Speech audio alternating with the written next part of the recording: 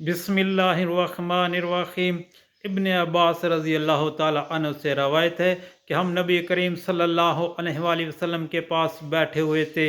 हज़रत जिब्राईल अलैहिस्सलाम भी बैठे थे। इतने में एक ज़ोरदार दरवाज़े के खुलने की आवाज़ सुनी तो जिब्राईल अमीन ने कहा, ये आसमान का वो दरवाज़ा है जो आज से पहले कभी नहीं खुला।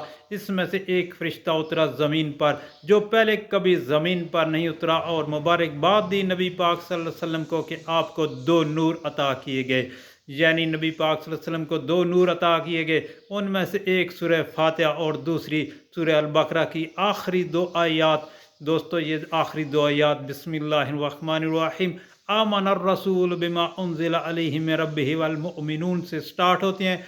आखिरी तीसरे पारे के 7वें रुकू की आखिरी दो आयत। अल्लाह पाक से दुआ है मुझे आप सबको पढ़ने और अमल करने की तौफीक अता फरमाए। आमीन या रब्बल आलमीन।